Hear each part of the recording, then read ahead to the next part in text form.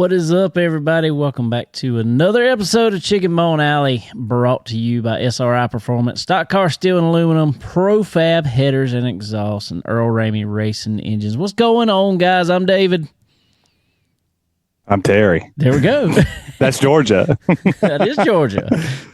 Hey, Georgia. See what you doing? They talk to him. For y'all just listening on the podcast, Georgia is Terry's baby. They're about to be 6 months. 6 months. Wow. Yeah, so she's getting old. Oh, just wait. Yeah, Mama said she was cranky, so I figured why not? Let's just see how cranky she really can be. That's right. Well, what's up with you, man?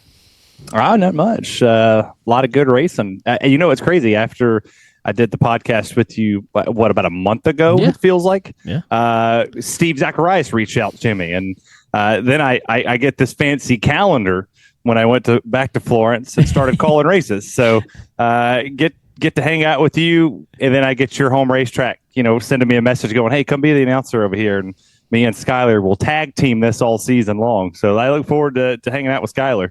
That's awesome, man. That's cool. I was glad you called me not long after that and told me that was going to happen. I was like, man, that's so awesome. I'm glad you're over there. And we've had a couple races with you, or a race with you over there now. And I got to go back and listen on the last one over there. And I know you told me, it's like, man, just make it third so I can interview you. But I was like, I'm trying. I promise. It was the extravaganza, and it would have been extra exciting if you would have been up there to finish third. I mean, you were right. You were riding it. You got stuck in some traffic a little bit, and I was sitting there going, man, come on. You can get up there. It's like, look at the old Rogers boy coming through the field. I mean, you ran good in the Pot O Gold race. You drove through. You made it to the feature. Yeah, that's okay. I mean, made it through the heats, got to the feature. That's right. Ran all right. I mean, you were running sixth or something, and then something happened. We were somewhere over there. I don't. I'd say somebody messed with you, and then you come back for the extravaganza, and I mean, you weren't doing half bad. We finished fourth in it, so yeah. I was and you had pleased. the hardest. You had the hardest person in the field to either get around or stay in front of, right behind you, and you were pinching the mess out of him. Well, I'm gonna tell you what I did.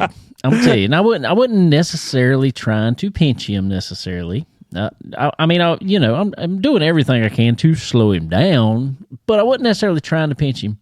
But in the last corner, my spotter told me, and maybe this is giving away too many secrets, but I think this is just just tell everybody. It's just an old school move here. I said, my spotter told me he was like, protect the bottom in 3 and 4. Yes, sir. And I knew he was coming. So I wove the car down enough that I knew I'd wrap the bottom of the track. And I waited on him to hit me coming out the corner because I knew he was going to do it. I mean, that's what you have to do behind. So I waited on him to tag the bumper, and as soon as he tagged the bumper, I just matted it and was able to bring it home fourth. But I knew David. I'm waiting on you to figure out a way to put me in one of your cars. Let's do it. You said you had you got the old any car back there, don't you? We got a Charger car over there. Yeah. You imagine me driving a Charger car? There we go. Wait, we got to find sponsors. I got to find some sponsors first. Is that how we do it? We got to bring sponsors to the table? Well, I don't think you're going to let me just drive that car to drive it. Hey, it's a little different over these sides. I mean, we try to, we make I it just work. I just want to practice the dang thing. I just want to see if I could be competitive. I mean, I'm up there calling the races, and for getting the new Florence idea, right? If I was able to go out there and actually feel what y'all feel on the racetrack and just understand it.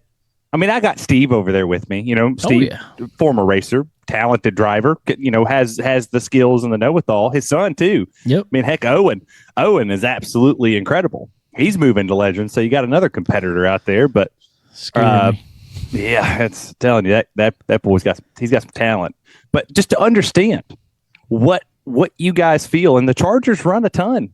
I mean, they run a ton in the season. I mean, almost all but 4 races, 5 races of the season. They were out there on the track. Pretty much. I'm on. We're waiting on the motor to come back, and I'm hoping it should be back here in the next week or two. So I'll be pulling double duty at all these racetracks for the most part. So are you going to be more tired in the charge car or more tired in the legend car? I'll be more tired in the legend car. Legend car will wear you out way more than the charge car. So you're telling me I should probably try to drive the legend car around the racetrack before I try to drive charge? Well, no, I will. I mean, this is probably going to ruffle some feathers here, but if anybody's driven both, they know. The charger car, as far as driving it, it's faster, yes, for sure, but it actually feels easier to drive. I guess you got a lot more tire to lean on. It's a lot heavier car. Just feels kind of big and sloppy. You're intriguing, Georgia. She looked up at me when I said, huh. She's like, what's he talking about? And the legend car feels like it works you nonstop. You know, you are white knuckling the steering wheel. I mean, from the time you hit the gas to the time you finally quit. And it's a workout. When I ran fourth over there, I come in and sat there a second, and I was wore out. I'm not 15 or 14 like a bunch of these boys in the fields anymore. And man, I was like, man, that was tough there. Did the real question I guess I should ask is what should have come to my mind is me and you sit around, and we do this quite often when we see each other at the track. We sit there and shoot the bull for about 15, 20 minutes.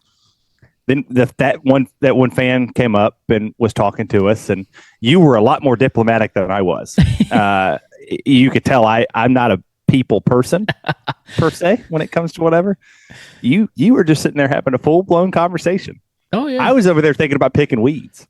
Like, we got the news that iRacing was scanning for, and that's what I was fixing to say. You had something else in mind at the time. I wanted to go pick weeds. I thought that would be cooler. I mean, Jacqueline was out there filling 5-gallon buckets full of weeds. I wanted to do it, and they did good too. I will say, I went over there the Sunday after that race, and not only did you put a sticker on the wall? There may be one somewhere. Let's go. We got to find it. We're gonna if it's in there, you know how that is. It may be in there, it may not. I'm hoping it is. I'm hoping the way iRacing scans it is the way it is. Well, if it was on the wall, we're gonna find the Chicken Bone Alley. one of the guys from iRacing, he was out there taking a lot of pictures so he could get. He was a terrain guy, is what he told me.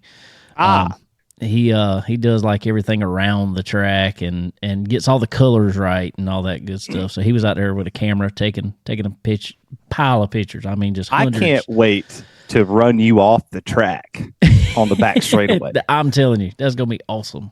That's the first thing I'm doing. We should get a Legends race set up, and we should follow the series like legit. I mean, everything that's in there. What in iRacing would even go next to a Charger? Would it be the old car store car, like the old late model car? The old late model car. I wish, and I said I wish they would bring the old late model back and somehow start it with a 50% used tire. That would be. I mean, that would be bonkers. That would give us a Charger car. That would be a Charger car. I was like, man, just take what you got and just half the grip. Well, I mean, the super trucks. I guess you could technically say in iRacing, you would put what's that dang truck called? The classic truck or whatever? Yeah. We could, I guess that would technically be considered the super trucks. Yeah, I mean, pretty much. They ain't got a bandolero in iRacing. No. They don't. They have a street stock. They do have a street stock. They have street stock, yeah. But the street stock isn't the same as street stock around here. Nah, it ain't. That's what stinks. It's like a dirt street stock. It is more like a dirt street stock. I mean, we can put it on asphalt. I'm sure that'd be fun I'm trying to wreck you in every single division. Come on. We could just do the Chicken Bone Alley. Like, you got your league on there, which a lot of people can go find that and race in it. It's I need to do that. Now that I'm retired from sim racing, I need to do it. He is officially retired from sim racing. I am done. I am just a driver now. ever once and again. I got wrecked in Martinsville on my race, and I got DQ'd. I was pretty mad. I was running good too. I drove all the way up to 5th. Wow. I led laps, which never happens. Good job. Good job. That's what I said. Then I got mad and woke Kid up. That was what. Bad job. Bad job. Yeah, the wife. Well, she come in here. She got to holler and she goes, "What are you in here yelling for?" I said, "I led a lap." That's gonna be so much fun though. I'm ready for Florence on there. I'm ready. It's about time. Did you get word on when it's going to be on there, or is it kind of up in there still? No, it'll probably be. I mean, it takes them a minute. If they have scanned it, it should be in the season. I think we're in season 2, right? Right. Season 2 on that race, and I think it'll probably be season 4 when the big build comes out. You think that's well? Soon? I mean, you can't. If you scan the damn thing in, you'd imagine that it wouldn't take that long to get it to do its thing. I mean, they scanned. What was the track that they put in? Oswego Speedway. They scanned that one not too long, and it was on pretty fast. It was, but I know, like Millbridge, it took a little while for Millbridge. Well, that's because it was dirt. You got to think they were working the dirt, refixing. iRacing had a lot at that one. I mean, they had all the dirt people complaining that dirt wasn't right. Then they had all the asphalt people complaining that asphalt wasn't right. So it's like, what could you do if you were iRacing at that moment? They said, you know what? Screw all of you. We ain't going to give you nothing. Like, they didn't give them nothing. They was like, well, we're going to refresh dirt and we're going to refresh oval. And if we screw it up, it's y'all's fault that we screwed it up. That's right. That's right. And that's what they did. They did it, and they did it good. I feel like the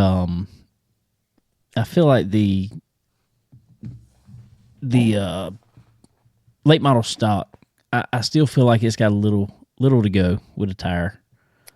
I feel like it's too grippy on there still. But you mean you just drive? I mean, you just barely have to burp it. Yeah, you just barely burp. You're through the center. We drove a race at Myrtle Beach in our league with it, and I never touched the brakes. Really? See, I drove it at Wilkesboro, and it was about the same thing. Yeah. And I was sitting there going, man, no wonder why everybody wants to run the cars tour. You ain't got to lift. Exactly. and then somebody told me real quick, I was like, Terry, that ain't how they drive. No, like, that ain't it. That ain't really it. But anyway, ladies and gentlemen, we're gonna move ahead here just a few.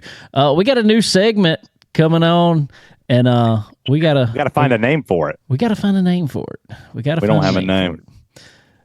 So we got a gentleman on the phone, and I'm gonna let Terry take this one away.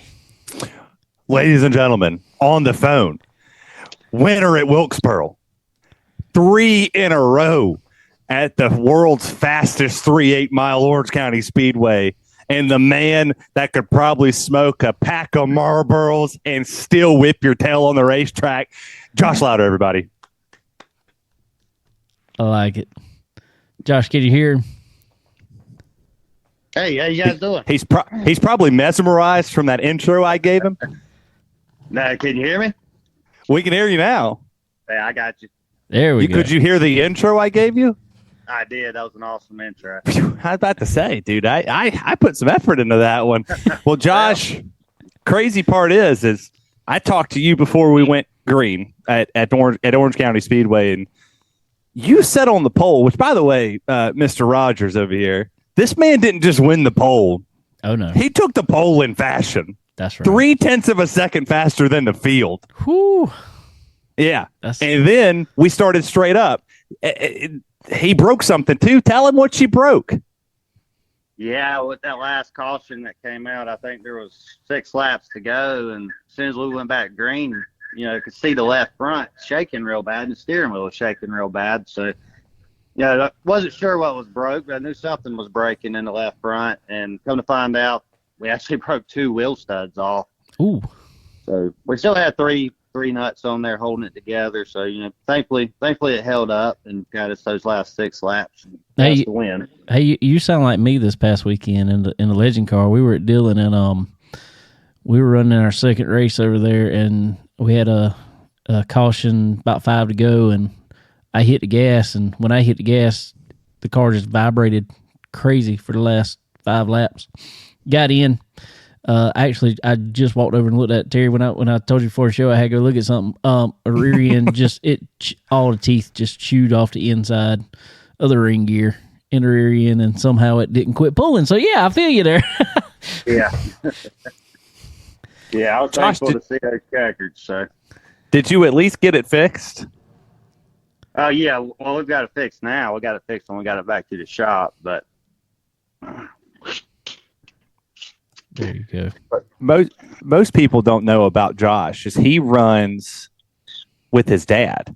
So Dean Lowder runs the car that he won at Orange County, and he finished second to it. He told me post-race. He finished second to that car, so he was very happy to get into the car that was a little bit faster than his car. Yeah.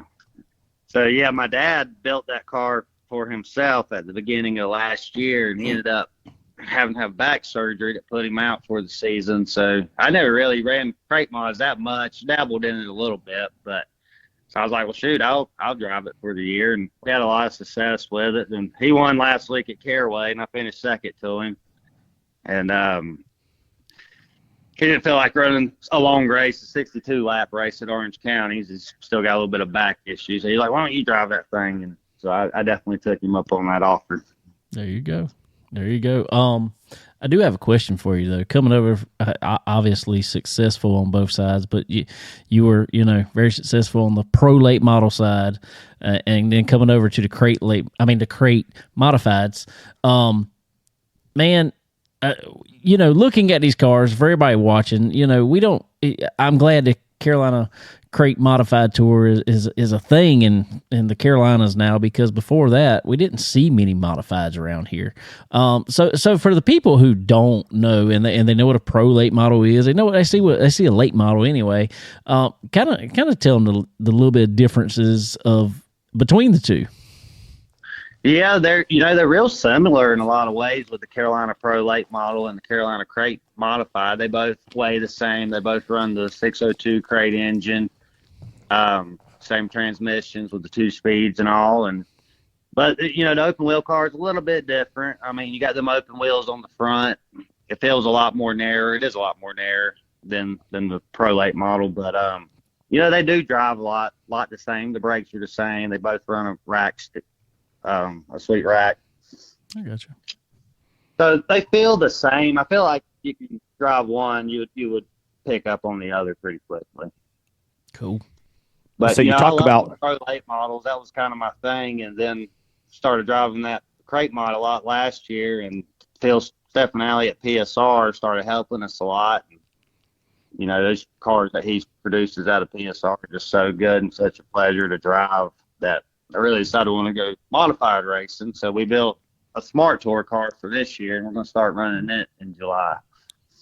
Well, okay. Well, that's good. You actually led into my next question, because obviously the Carolina Crate Modifieds and the Smart Tour has a nice partnership this year where we kind of follow along with them. Not for the entirety of the season. There's a couple that we differ from, but we go to Hickory, right? So we go to Hickory April 13th. So this Saturday. Are you taking the smart car, or you're not taking the smart car to July, but are you going to take the crate mod and kind of see where you stack up against them in the Carolina crates? I might. My dad's definitely going to be in the car that we won with at Orange County. I have another PSR coming that's supposed to be done this week. So if it gets done, we plan on making our debut with it at Hickory. But if it's not ready, we're going to be there with my dad's car. You'll be there. So Dean Lowder will be in the field in the Crate Modified series. That's right. That's scary. I mean, if you won by 3/10, the old man might, or he got the pole. You got the pole by 3/10. Maybe he'll get it by 6. He's trying to one up you. Yeah, he's pretty good at Hickory. That's one of his favorite tracks. So. Well, if anybody in the field's watching, I saw Sean McIlerney. He's watching. That young up and comer. He wants to get it done. He got a big shout from Matthew Dillner this week. Nice. Yes. Nice. What is it like racing with younger drivers? Obviously the Carolina Crates and the Pro Late models is a good series when people want to get in and race for just a little bit less than what it normally would cost. But it lets you learn modifieds. It lets you learn pro lates. how does it feel seeing the next generation of drivers come into the field and racing against a guy like yourself? Yeah, them young guys. I mean, the Carolina Crate Modified Series is a great entry-level modified place. It's about the only modified entry-level thing that you can do to learn those modified cars and, work your way up to the bigger cars. But, a lot of them young guys have a whole lot of talent. And so far, from what I've seen, everybody in the Carolina Crate Modified Series races real respectful and a lot of give and take and, get a little aggressive towards the end of a run like it should be. But, a lot of them guys are talented. Yeah, I mean, look, think of it. We got Slate Myers, James Blewett is in the field. We get Jack Baldwin on occasions come in there and run with us when they bring that second car out. There's a lot of young up and comers that has big shoes to fill, David, when it comes to getting into the bigger leagues. For sure, man. I was watching y'all or watching all the racing at Florence Motor Speedway when y'all were there a few weeks back. And man, I was talking about the same thing. I was like, man, this is it's a stacked field. I mean, and the names that are up and coming that are going to be good. I mean, they're already mostly good, but they're just going to get better. And man, Carson Lofton ran and won races in 2022 in the Carolina Crate Modified Series, and now look at him. He's now a 3-time winner in the Smart Tour. So you can make some names. You can make some headwaves and some names there in the Crate Mod Series. For sure, man.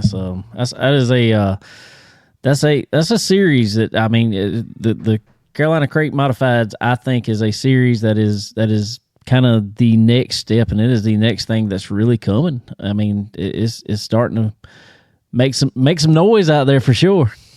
I'm curious for Josh. Is there any chance you do the double? You bring your pro late model and your crate mod out at the same time, and we potentially see you at a place like I don't know. We go to Orange County, June 22nd. Chance we get you to run both cars in the field? Yeah, I would consider it. We need more 602 engines, though. I mean, I'll drive anything. That sounds like a racer right there. Just drive whatever you want. We'll see if we can get Keith Graham to put like a bus race out there or something. We can see if we can go to the junkyard and get some buses. Oh yeah, that'd be a blast. Oh boy, we go to Orange County 2 more times this season. I would almost expect that when we go there again for the championship race for the Crate Modified Series. You won it last year, then you followed it up this year and came out and won the season opener. I would almost imagine you're going to run all the Orange County races with us. Yeah, most likely. We'll probably be at all of them. I'm going to try to run as much as I can with the Carolina Crate Series. We like Keith and Wendy and that whole staff, and we want to see them do good. And, we've got 2 or 3 cars, and if we can bring them, we want to, just to support the series and help them grow it. We most definitely love having you. I mean, you're one of the nicest people to talk to. I mean, you sit there with me post race, and the moment I mentioned, hey, we're doing this podcast, we're going to do Chicken Bone Alley all season long throughout, checking it out. Hickory, we'll have the winners on all the way to, the fall brawl at Hickory. And you were so you just paid attention. You're like, yeah, absolutely. Like, what time? Just send me a message. Just tell me what time I need to be on, and you're on. And that's super cool. Like, you're a great ambassador for the series, and it's nice to have you, want to bring more cars and want to see the series grow and be more successful. And you're very mindful of what you do too. Like, you don't get out of the car hooting and hollering like some people do. And even if something happens, like, if something breaks or, what happens, you still win the dang race. Like, you broke, the front end was bouncing. You could see it bouncing too. Like, you backed off about 2-3 tenths and you still won. Yeah, it was very fortunate there. I believe that would have happened a little bit earlier. We might not would have made it, but if I was running second or third and didn't have a shot at winning it, I would have probably brought it in. But, when you're in the lead with 6 laps to go, you got to take a chance. Good chance. I mean, it was a good chance. Guy came out with a smile on his face. He was like, everything was chattering. He goes, the steering wheel was just bouncing up the storm. I thought something was broke. There was a word he said in there that it was a bleep but I couldn't say it on the air. I wanted to so bad at what he was telling his crew. He was like, man, the thing was shaking, it was shaking like a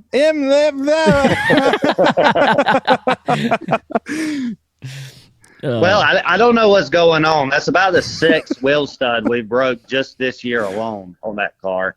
Where are you buying your wheel studs from?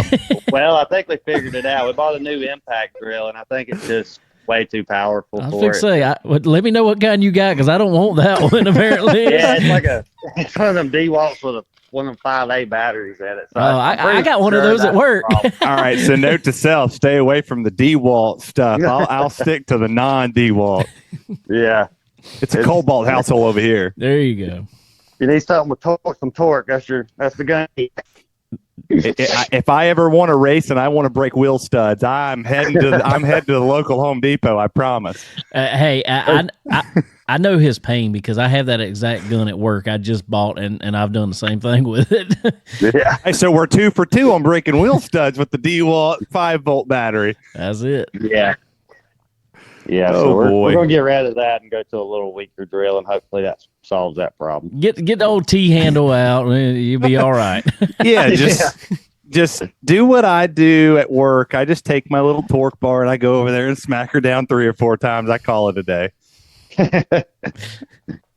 But on a fun note, though, so you talk about potentially having the second crate modified.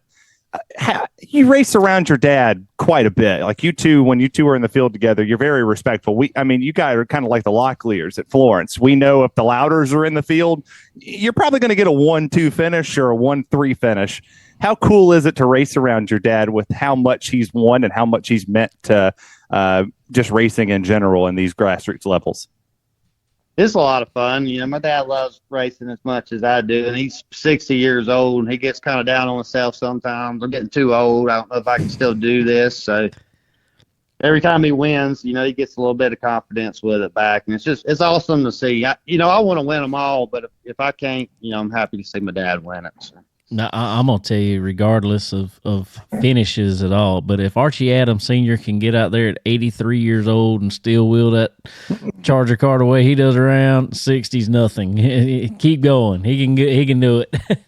Yeah, I've watched Archie race. I've got a lot of respect for him still climbing behind the wheel and getting it done like he does. For sure. Yeah, that guy's an absolute hoss. I see some of them guys getting out of the super trucks at Florence, and I'm like, man, I thought you told me you was too old when I was interviewing you earlier before the race. You're out here racing against these young kids, and you're still getting it done. You're like, yeah, but they're a little bit more bolder than we are. It's like, well, you still finished third out of a race of 12. Like, that's pretty good. Yeah, absolutely. Well, Josh, any chance? Like, obviously, you've missed one. Any chance you potentially run for the rest of the season? Maybe win championship or two? No, we don't really have a mindset on that. My son's really racing pretty hard this year. We're racing, Millbridge every week. We're running this Bando as much as we can, and then still trying to do our racing too. So there's a lot of conflicting dates on what we're trying to do, but we're gonna come to all the races that we can make. Well, how's the son racing doing? I should have started with that one. How's the boy? How's he doing? He's doing good. He got him a Bando win a few weeks back. We've been struggling a little bit at Millbridge, but we went and tested there Sunday and found a little bit of speed. So I'm hoping tomorrow night, we can make the A main and get us a decent finish. That place is its own animal, and not necessarily the track. It's the competition at Millbridge is absolutely ridiculous. Oh man, we had 36 cars in the box stock last week, and it was a good field, big field. Man, that's crazy. I think I need to bring that Bandolero on down here to Florence Motor Speedway. That's a stacked field too. Yep. Yeah, I hear there's a gentleman down here that I think he's going for 4 in a row on the 13th. Yeah. It's Owen Zacharias. That kid's hard to beat. Oh yeah. It's a good one to race against too. Yeah, Owen's good. He's very talented in the bandos. Yeah. What's the likelihood we see the youngin come up and race next season? What he's going to Legends, right? Or is he jumping into a pro? No, I'm gonna put him right in the Carolina Pro Lates and maybe the Carolina Crate mods also. So Sweet. So try to get him to double head. Yeah, maybe so. We'll try to get him in cars racing as much as he can. That's awesome. That's awesome. We actually good. had a young boy jumped out of Bandoleros last year. Cecil Fireball Colbreth. He jumped out of Bandoleros last year and ran his first Charger Challenger race at Dillon Motor Speedway this past weekend.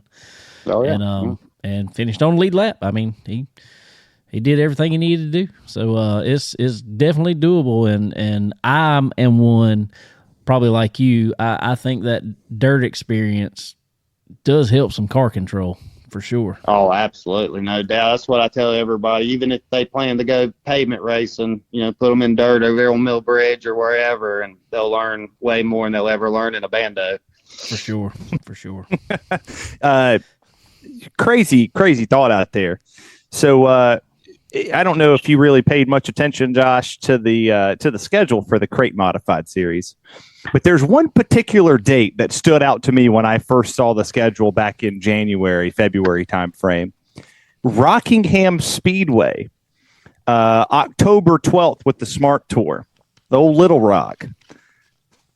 I'm sure if you saw it, you circled that on the calendar to come be a part of that one. We have with the Smart Tour, and I'm sure that we'll probably bring the crate car too, and probably have my dad driving it for that one. That's awesome. That's awesome. Good. That stood out to me. I mean, you see Rockingham Speedway on the schedule, you kind of just go, wait a minute. We talking like the Rock, or are we talking like Baby Rock? I did that same thing. I looked at it and I was like, they're going to run the big track? Yeah, like what are we running here? Are we running Baby Rock or Big Rock? I hear there's rumbling, Josh, that we're going back to Wilkesboro at some point. Yeah, I believe Keith's trying to work on something to make that happen. So that comes to fruition, and we get to do Wilkesboro again with the Crate Series. Well, and so a lot of people didn't get to watch that, or maybe they did and they just don't want to admit it. But we were down there last October, and a lot of the boys from the Smart Tour, from the Wheeling Modified Tour came out there to run those 602s, and you whipped up on them. Like, you went out there one practice, probably should have won the pole. Like you probably should have won the pole. I think you bobbled or something in 3, and then you went out and won a race. Yeah, we were very fortunate at Wilkesboro. We qualified. We were fastest in practice. We qualified 15th. That was our own fault. We tried something that we weren't sure if it was going to work or not, but we thought it would. It did not work. So we ended up 15th, and we knew the redraw was the top 15. So we lucked up there and was able to draw the 5th starting spot, and that put us back in contention, mainly to miss some of the big wrecks in the beginning of that race.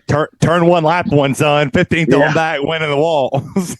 Yeah, if we'd have been back in 15th, we'd have probably been caught up in that. But I give all the credit there to Phil Stefanelli at PSR and Neil Cantor over there at PSR. They gave us a really, really good setup that really worked over there, and that car was it was in a league of its own in that race. That it was. I mean, you were racing against, some stout drivers. That was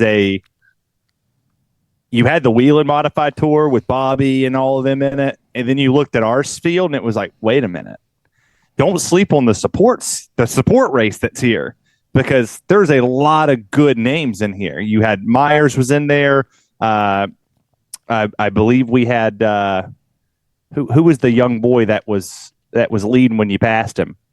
Oh, you had Polly Hartwig. Polly Hartwig was out there. Yeah. Eric Goodell was in that race. There was quite a few big names in that race. You had some names over there that, if you're a modified fan, if you're a fan of open wheel, you're just like, wait, that's what's running here? And then to do it again, and for Josh to come out of nowhere, like, I'm sitting up there in practice and I'm watching it and I'm all hyped because I'm at Wilkesboro for the first time ever. Like, I'm so excited to call a race. I looked down and I said, look at old Josh Lowder.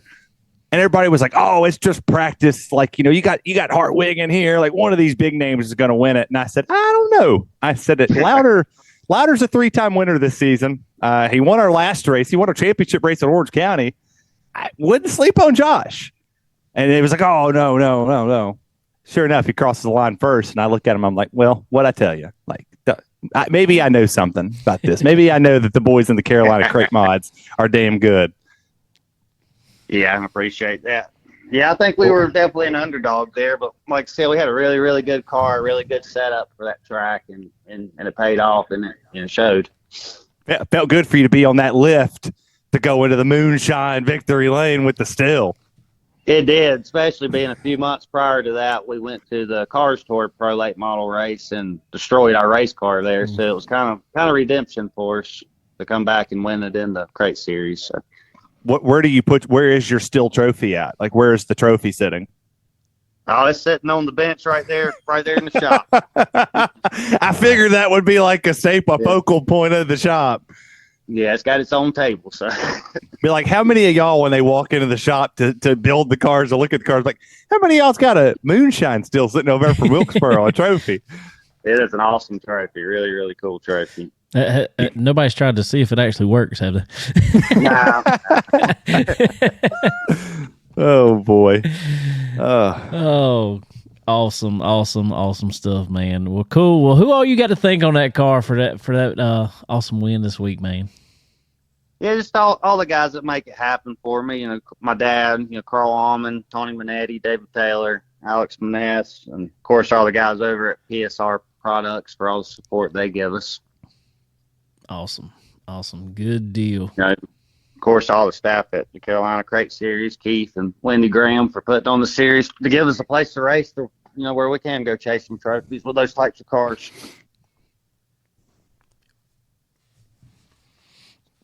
Good deal, man. That's awesome. That is like I said, that is a series that is really getting on the map now.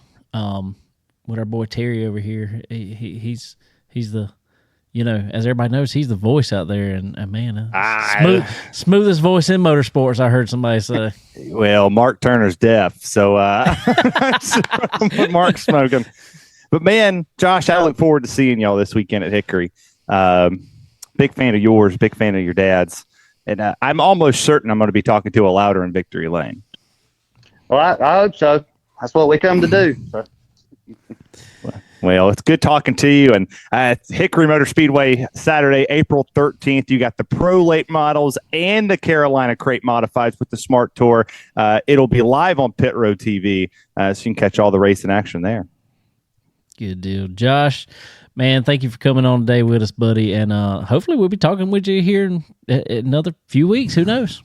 Yes, absolutely. I appreciate you guys having me on. All right, buddy. Have a good one. You too. Thank you. Bye. He's a good one. I'm telling you, like, if there's a driver that you can talk to and get, good. I mean, he wasn't out of the car 5 seconds, and he knew what broke. Like, he looked down. He was just looking like this, and he goes, "Damn wheel studs broke." It's like, what? How'd you know that off the top of your head? Like, he gets out, he's like, "Man, the effing steering wheel's shaking." And then he knows that it's broke. Like, he walks over, just looks in the wheel well, and he saw the tire. I mean, the left front tire was just violently shaking as he was coming across the line. And you can't see that from the broadcast standpoint. Like, you're looking at it going, man, a couple laps to go. He had a good 2. Like, he would get off a 2 perfect. And then he would hit down the back straightaway. And by the time he got to 3, I mean, he was gone. Like, no matter what you did, he was gone.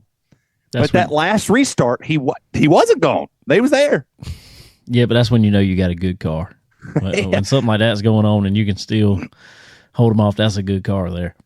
And that's a good piece of driving too. Yeah, I thought for sure. I was sitting there going, man, I'm up in the booth trying to call the race. I'm like, what's going on? What's going on with Josh? Like, in the back of my mind, I wasn't saying it. I didn't want nothing to happen. I don't want to be the jerk that says, oh, what's going on with Josh? Like, the 6.3 is a little slow. And then he gets wrecked, and then he comes up there and he's mad at me the next race because, like, you jinxed me. Like, you said something was wrong with the car. Wasn't nothing wrong with the car. You said it. Something's happened. But yeah, when they started catching him, I was sitting there going, huh? Like, that ain't normal. I mean, I know it was a 3-lap dash. Like, it was a dash to the finish. There's a couple laps to go. I was just like, wait a minute. If they get to the back bumper of him, there's going to be a problem. Like, it's final lap. You're coming to the checkered. It doesn't matter what you do. I mean, at Florence, Baldwin didn't care that Slate Myers was leading. No. He didn't give two messes. He went right in there and said, "Move." Like I'm against the wall, and you know Florence better than anybody. I mean, Florence Motor Speedway, when you're going into 3, if you're driving it right, you're about that close to the wall. Oh yes, I have left there with the inside tires just letters rubbed off from where we just rubbed the tire all the way around. Well, even coming out too. Yes, you're exactly right. But speaking of those wheel studs, I'm just gonna have to go ahead and plug this in here real quick. Yeah, let's talk wheel studs. If you need some, all you gotta do is head over to our good friends at SRI Performance, and they can hook you up with all the wheel studs, any sizes you need, because there's all different sizes. Guys like to use different stuff. So whatever your favorite brand is, or whatever figure out what the best thing out there is. Go find you some wheel studs over at SRI Performance. That's a nod to Josh Lowder. If you might need some, if you're breaking that many a season. There you go. We got somebody that can hook you up. So, but all the other parts too, head over to SRI Performance, www.sriperformance.com. Go on there, fill that card up with all you need, wheel studs, whatever else, and just to let you know, Josh. And just to let Josh know, he can put in promo code CBONE10, that's C as in chicken, BONE10, and you can get 10% off there at time of checkout. So all the wheel studs you need all season long in the Carolina Great Modifieds for Josh Lowder. We got you, man. We're here for you. That is right. We'll see if when Dean's racing it this weekend, if he breaks a wheel stud. And I'll make sure to plug that for him in Victory Lane. I'm just letting you know the Carolina Pro Late Model Series and Carolina Crate Modified Series page is asking, what's in the cup, Terry? What's in the cup? Water. Water. I'm a water guy. I don't. It's funny because I actually went to when I went to the track this weekend. I was late.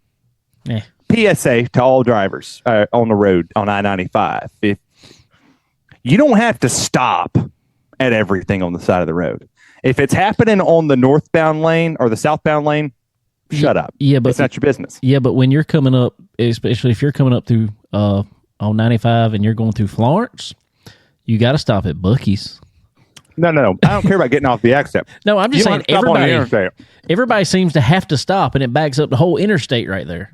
I don't have to. I know. I drove by it 3 times. I didn't care. You need some beaver nuggets, though. I don't. I really don't. The last thing I need is for my wife, who's in there giving bath time to our beautiful little girl, is to have her mad at me that I stopped at Buc-ee's for nuggies. And I didn't get her something. So no. Well, you better just bring her. I'm gonna tell you, I love them. I'm not a big Buc-ee's fan because it's just way too busy all the time. I can't even go in and pee in peace. No, you can't. I can't. But it is really clean bathrooms. It is. It is very clean. Like you could pee in a clean environment. The one I stopped in right off of the exit at the X side, the one right past the Honda Way going into Florence. Yep. You're right. I ain't stopping there ever again. No, don't stop there. Stop there. I went to the bathroom and there's this big ass sign that said, "Please keep the restroom clean." And I walked in thinking, man, this is probably going to be the cleanest bathroom I ever walk into. I got to the urinal and it stunk. I keep burning my eyes. It hurt so bad. I was like, I walked up there, told that lady, and I was checking out. I said, "Think y'all clean that bathroom by chance?" It was disgusting. Yeah, I live right down the road from that store, and I don't stop there at all for anything. No, I ain't doing it ever again. I mean, me and the wife stayed at the Baymont Inn. Oh yeah. No. We walked in. It's pouring down rain. Right. It's right before the Smart Tour and the Crate Mods went out there. Yep. There was bed bugs. Ooh, no. Yeah. No. I'm trying to think where the Baymont is. Where's Baymont? You get off the exit for Darlington. Same exit I'm talking about where the exit is. Yeah. Right across the street, right across the train tracks over there. Cut the corner past train tracks, go down a little bit. Yeah, don't go there. Baymont's down there. Heck no. As soon as we cut the corner, it's pouring down rain. I go in, check in. It already, like you walk in and it's disgusting. And then I come around the corner to walk up the stairs to get to my room. Yeah. And there's a whole room, 2 rooms with the door wide open, smoking something. Like, it's not legal in the state of South Carolina. And I'm holding my kid. Like, I'm holding my daughter. They were trying to fumigate for the bed bugs. Is all they were. Yeah, we'll go with that. They had some Raid out there, and it was just spraying everywhere. Yeah, no, it stunk. It was disgusting. And the wife looked at me and said, "This is really like this. This was the best you could do." No. But it was the highest rated hotel on Booking.com. Ooh, it was a 3.5 star rated hotel. No, holla at me next time you come up this way and you need a hotel. I get you a lot better than that. Goodness, I was so upset. I mean, and the thing is I stay at the exit, actually the Florence exit over there by the Civic Center. Yep. Yeah. I didn't do that this time. I made a big mistake. That's where the good hotels are. Yeah, it's where, that's where I went in and told Mark and them where I stayed, and then I told Steve, and Steve just looked at me and was like, "Are you okay? Like, did you need us to get you a hotel? Did you need a couple extra dollars? I mean, yeah, he was curious. He's like, you tight budget wise? Like, was this a decision you made financially?" And I'm like, no, I looked at Booking.com. Like, this beautiful app on my phone told me that it was good. It was not good. Maybe you need to switch to hotels.com. Maybe so. Booking.com didn't get me anywhere. Yeah, So it was just said from the same page. We were just speaking of the CPLMS page that you can just sleep in the trailer. I could just sleep in a trailer. The problem is I'm not sure that the wife would let me sleep in. I mean, I could sleep in their trailer. It's big. Like, if you're ever at the racetrack and you want to stop by the trailer, that trailer's big. It's a big trailer. I mean, you should. We cook. They cook before the races. And guys like me who drive I drove 7.5 hours. Guys like us who eat. Yeah, I'm hungry. Like, I walked in, the first thing I did, I didn't say hello. I didn't say good morning. I didn't say good afternoon. How's practice? What's this? I went over and grabbed a burger. Just walked off. I just sit down and ate. Hey, that's no worse than me. The last time at Florence Motor Speedway, actually, I saw the people next to us. I don't eat much at the racetrack. I never eat at the racetrack. It's not that I don't want to. I never eat. Till the races are over, or when my race is over anyway. Well, I saw a guy at the trailer next to us. He's walking around with a red velvet cupcake. And I looked right there and I said, "Where are those at?" And I'm not gonna lie to you. I would be the same too. He said, they're in the trailer. Well, I just walked in the middle of the trailer of people in there talking and everything else, and walked straight to them, grab one, and walk back out. It's actually funny you said something about velvet. I was in the 5th grade. I had a spelling bee. Ooh. I couldn't spell velvet. It could be a tough one. I spelled it VELAVT. Velvet. Yeah. I mean, that's that and Tennessee. I was so stupid. That's that Tennessee language up there. Yeah. And it was sad. It was sad because my aunt is a big Elvis fan. Ooh. And, Velvet was, mentioned a lot in his songs. And if anybody who reads the lyrics, like I do, I'm a nerd. I read lyrics. I do too. I'm that Couldn't spell it. It was pretty awkward. You probably spelled it just fine after that. Yeah, I didn't. Really? I still can't tell you how to spell. That's why I got auto check, man. I don't spell. I speak. We're glad you're not writing columns. You're just talking. Trust me, there is nobody. Toby Christie, I actually messaged him and said, "Hey, maybe I should start a podcast or a column for you." Never heard back. I think he understood my spelling just wasn't there. Probably looked at my tweets on X and was like, "No, this guy's an idiot." He must have saw a video of that 5th grade spelling bee. It's like, you misspelled velvet, dude. There's no coming back from that. It's like I was telling you before the thing. It's a lot of announcers out there. I was telling Keith this, and I told you this before it. There's 2 things you can't be. You can be one of the 2. You could suck or you are stupid. You can't be both. I don't think I suck, but I'm stupid. Like, I'm simply stupid. Oh. If you're both, there's a problem, and you probably shouldn't be out there. But I mean, like, I could be as stupid as I want to be, but people say I don't suck. I mean, Mark Turner said I'm the smoothest voice in motorsports, which that's what he said. I still think it's Eric Brennan. I still think it's Eric. I think Eric Brennan, hands down, no matter what, he's it. He's put the tag on you though, so that's the wrong person. He tagged the wrong cat. He needs to tag him. I'm gonna go with him though. I'm gonna. We got to come up with something. So smoothest voice in motorsports. We'll just stick with it, man. I mean, he's got to run with it now. He's the mayor of Greensville Pickens. That's right. So I mean, you got Lenny Baticki, the governor of grassroots racing. Dude, I'm gonna tell you, Lenny he's a super nice guy. I love Lenny. Greatest dude in the world. But it's so funny because I'll just be at some random track and all of a sudden I look and Lenny's walking up to, hey man, how's it going? I'm like, where did you come from? You just never know when Lenny's he's like the shadow that just walks up. I was driving to the racetrack last week in Orange County, and I turn on Sirius XM and I hear Dave Siegel. He's sitting there talking, and he's got Jeff Hammond. They're talking the pre-race stuff that they do. It's like a roundup on Sirius XM. I got you.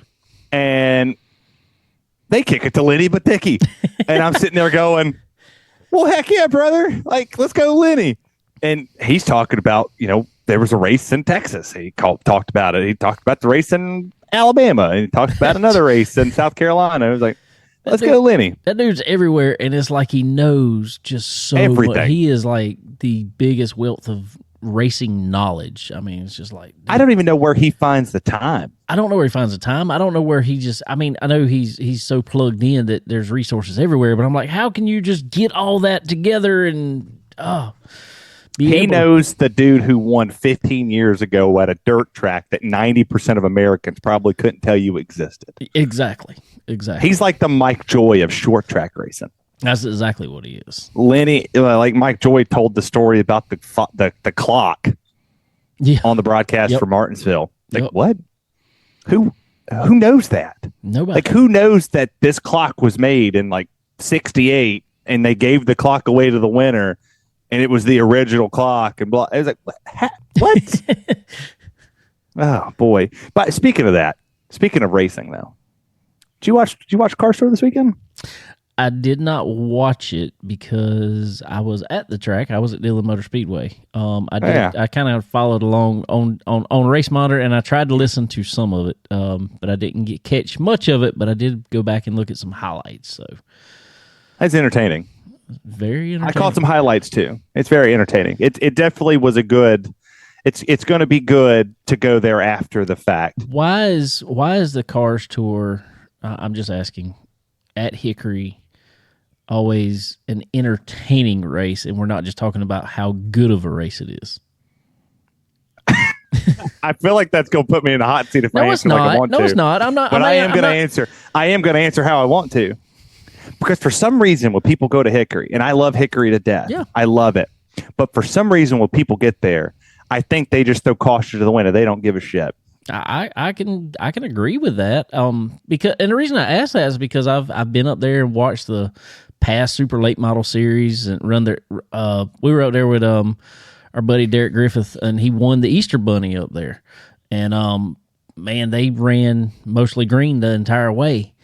Never hardly touched each other. I mean, it was just clean racing. I mean, there was some rooting and gouging. I mean, the normal. That's stuff. Hickory though. Yeah, that's Hickory. That's Hickory. But just I don't know. It's not. I ain't gonna say bad driving, but just poor decision making, I guess. I mean, you just kind of look at what sometimes you just got to call it what it is. Yeah. I mean, there's always something, and for once, a lot of people on X, Twitter, Facebook, social media in general, kind of get this. Oh well, they don't like fights at a short track. I didn't say that. No. I don't mind a good fight at a short track. I kind of enjoy it. Like it. I like a good rivalry anyway. I like something. Yeah. I mean, this like we saw at Florence. Yeah. You had Wayne Locklear fighting another driver, and they was mad that he did this and mad that they did that. I like that. That's good. That's good for the sport. It's good for your local short track. Shows passion. But now you're a national series, right? There's a difference. Now you were here, right? You're the Cars Tour. You're here a season ago. Like you're kind of baseline you're paid attention to, but are you really paid attention to? Right. And then you're up here. You're on this level now. You're attached to Dale Jr., Jeff Burton, Justin Marks. You're attached to Kevin Harvick. That's your trilogy. That's your four horsemen. And what do? We got entertainment. I like that. If I wanted to watch sports and entertainment, I'd keep watching WWE like I do. That's what I would watch. I would stay there and watch WWE all day long. That's all I would do. So, were you a fan of the Cody Rhodes win? No, I wasn't. the Cody Crybabies. But if you're the Cars Tour, how do you police that? Like, how do you take the product that you had on the racetrack was phenomenal. I mean, you think Connor Zillage wins. Your Pro Late models ran phenomenally. Yeah. Your two classes ran 29 cars apiece. But the only thing people talk about is the fight. Yeah. They talk about the tempers. And it's the same reason that NASCAR's got this problem. They find Joey Gase for throwing a deck lid, for throwing it. But then what do they do on social media? So, and that was on every promotion. Well, me and my dad talked about that on the way to the track the other day.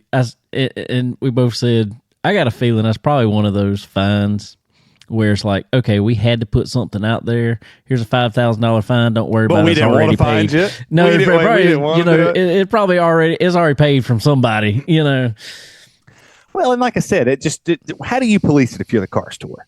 That's the one thing that I enjoy about the Carolina pros and the crate mods. Do we enjoy a good fight?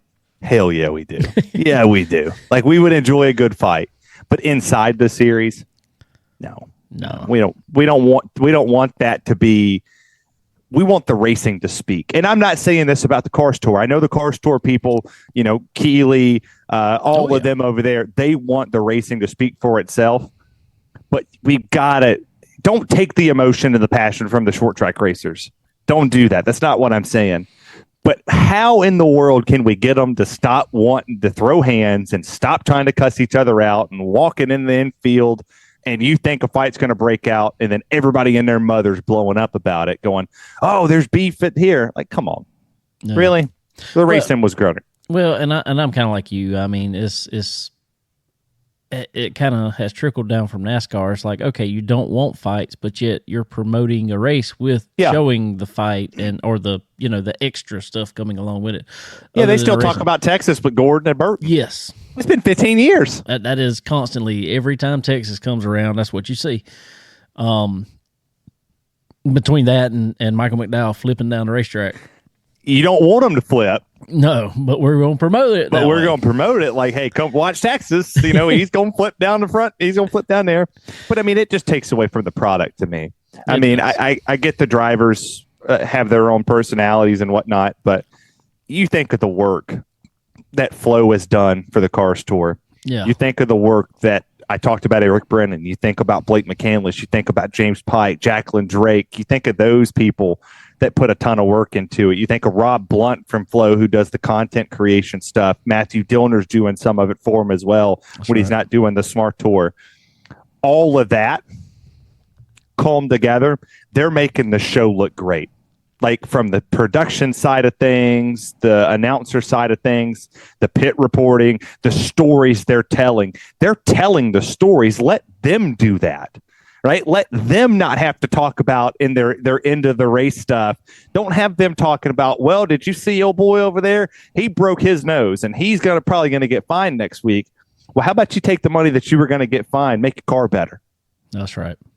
Like, that's probably going to get me in trouble for saying that, and I might not be invited to a Cars Tour race, but it truly pisses me off when, from my standpoint side of things, you see all of that overshadows the event, and the event was phenomenal. Well, and I will say also, and I agree with you, but I've heard both Dale Jr. and Kevin Harvick both bring it up on their podcast. Both, and it's like, we're still talking about it. Let's talk about the racing. You don't really talk much about the racing. They'll say who won, maybe sometimes. Yeah, and that's all you hear. I'm like, talk about the winner of the race. Yeah, I mean, Connor Zillage.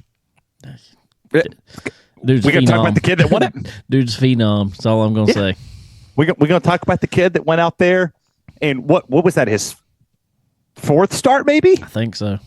Fourth start. Got to win. That's the story. That's the story.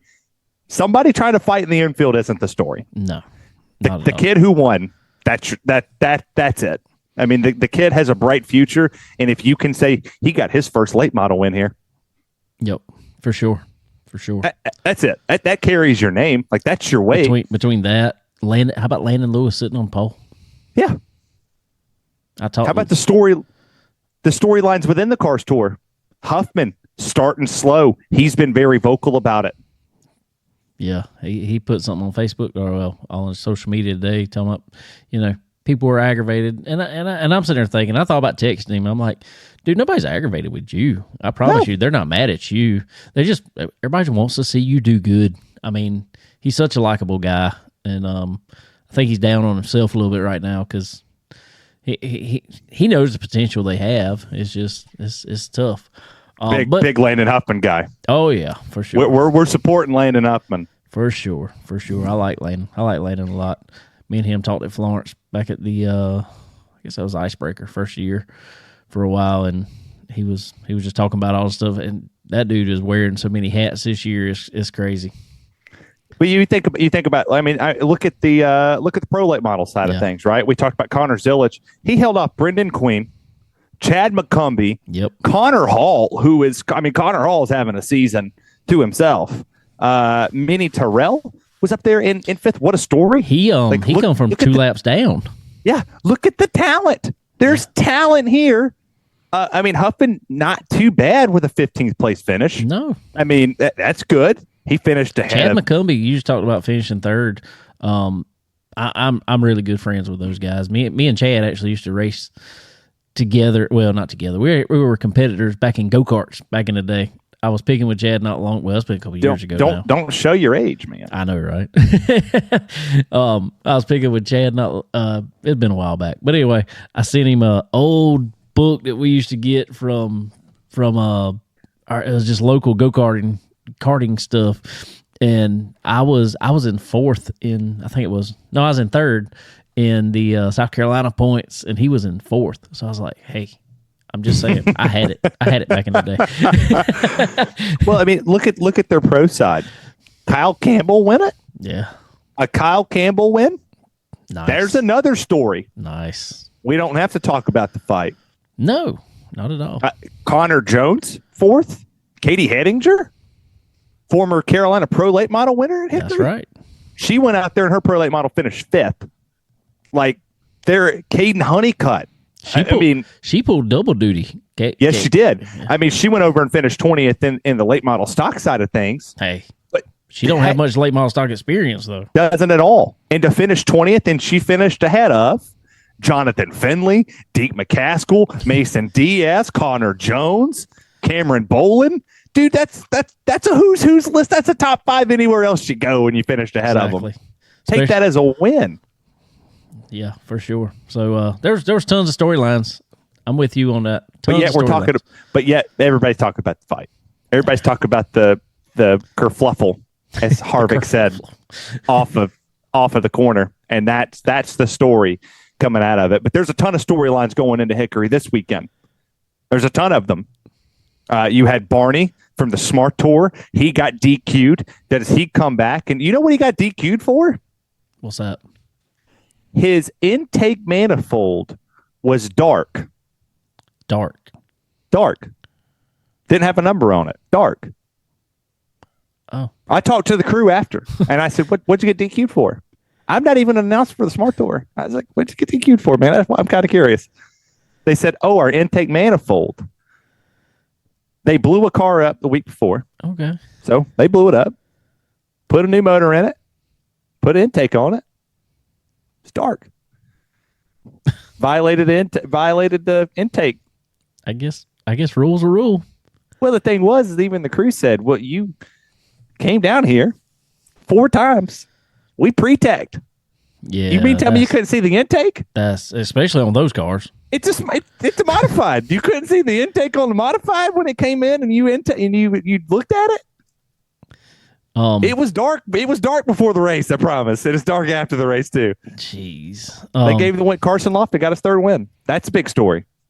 Yeah, for sure. But real quick, I do want to say, a buddy of mine from over there on the team with Chad McCumbee and them, he just put on our buddy Matthew Grantham, Matt.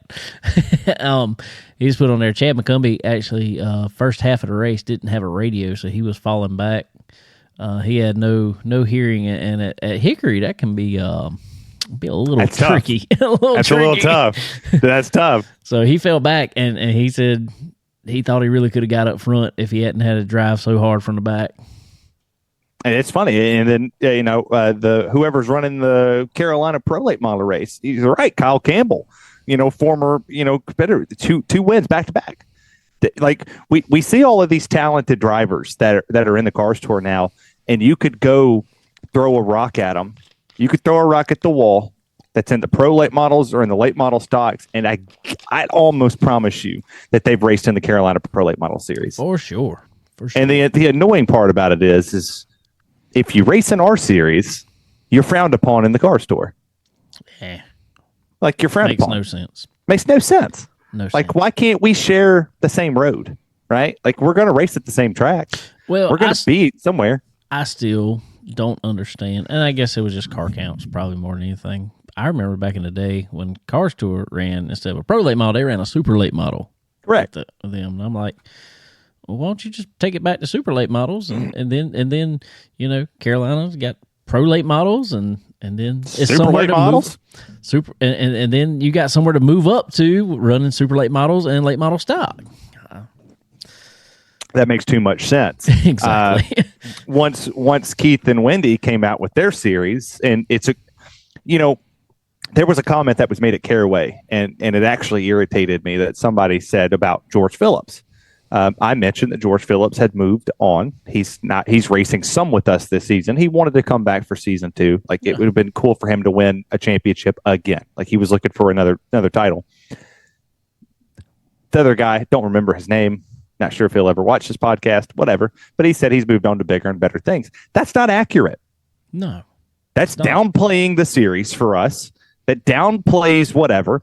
And if you look at the crate mods, most of them are in the Smart Tour now. Exactly. They dipped their feet in the water in modified racing in the Carolina crate mods. Exactly. And same thing with the pros. And the Smart Modified Tour is so accepting now to the Carolina crates. Yeah. Well, because you think of Burt Meyer's son, Slate Myers. Exactly. Jimmy Blewett's son, James Blewett. He's running with us. Like, you think of Sean McIlerney. That kid is phenomenal. I mean, he was highly touted from the Dillners when he came from New Jersey to come down and run with us. And that's huge. And you think of like all of these people that are coming to race in it. Yes. I mean, do we smack out 20, 30 cars a week? No.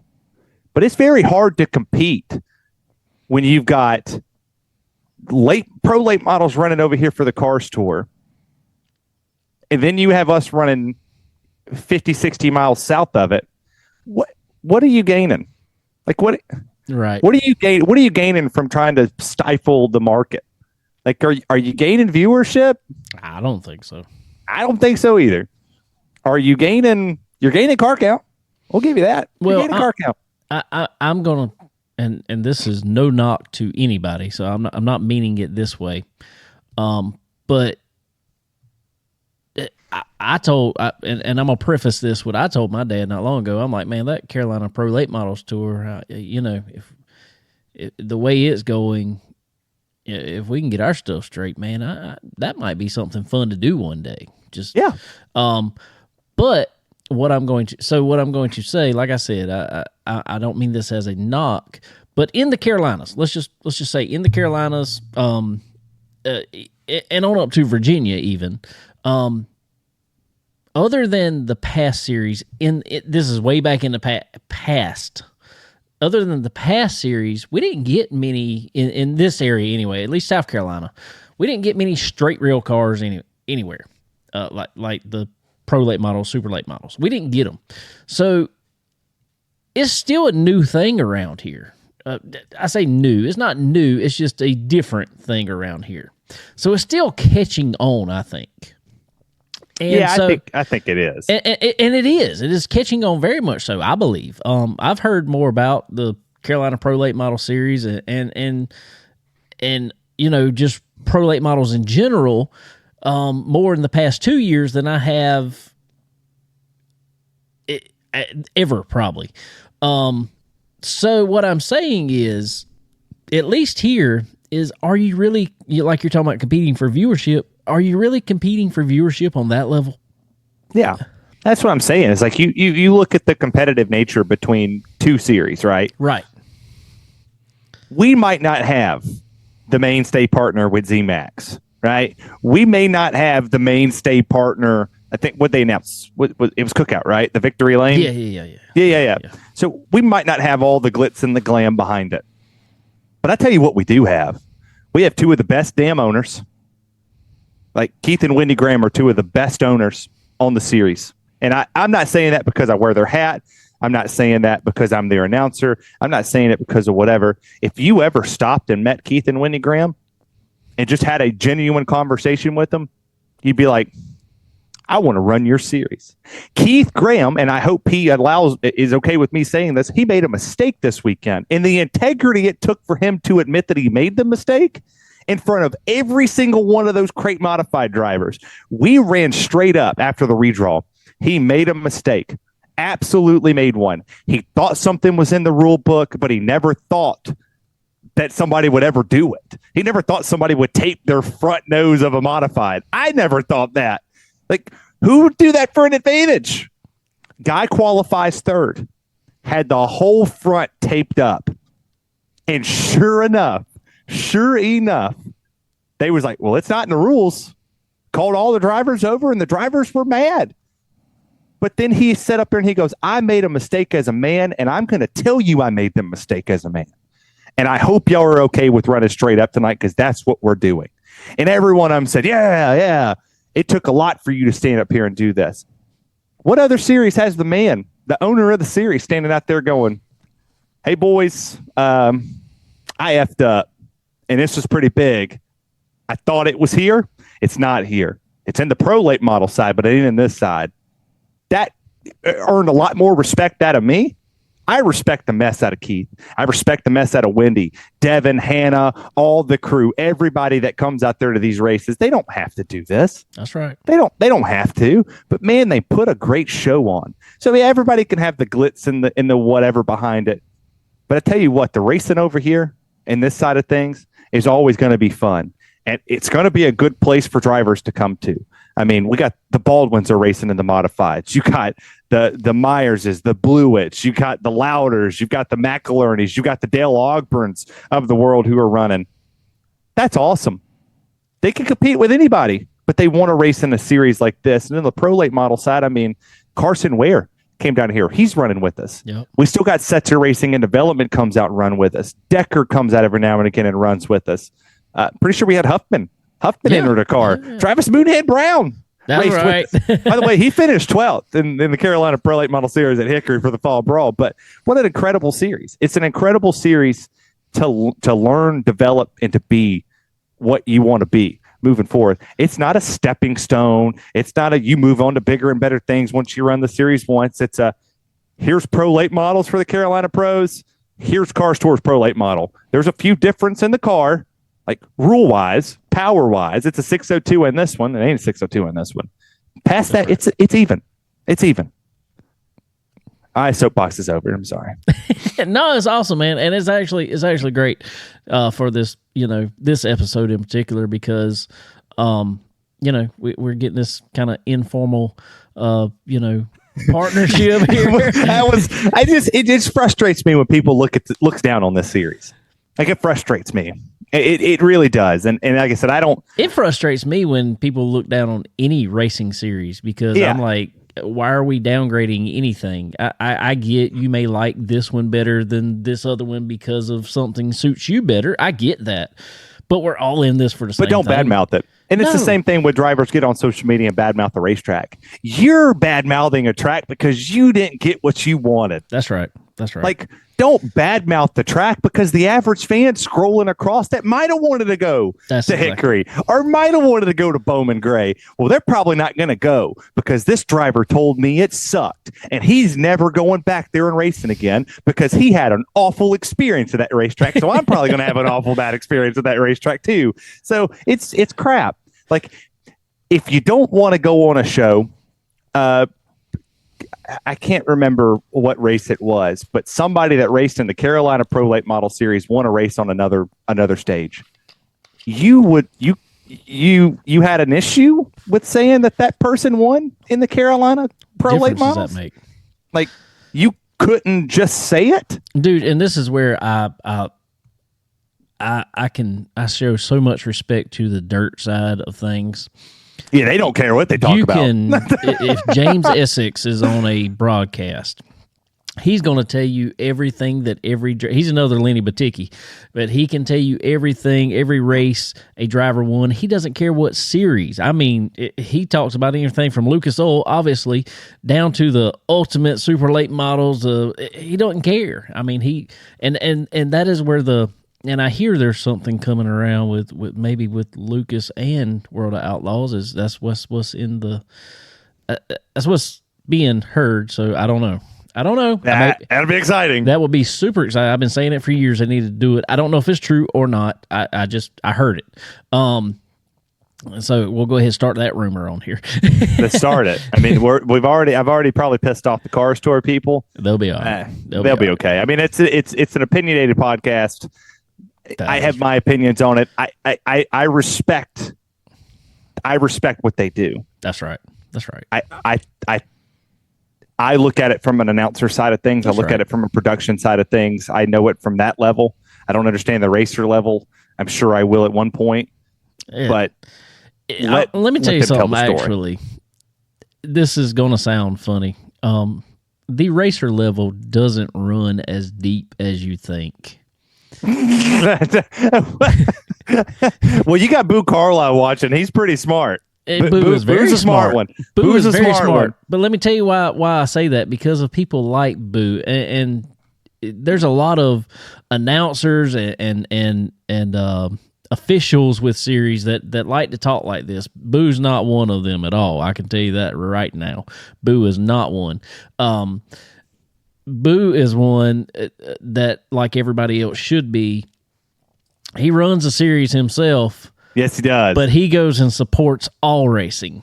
Yes, he does. And that's how it should be. But the racer level, what I was going to tell you is racers just want to race. They don't care. They don't.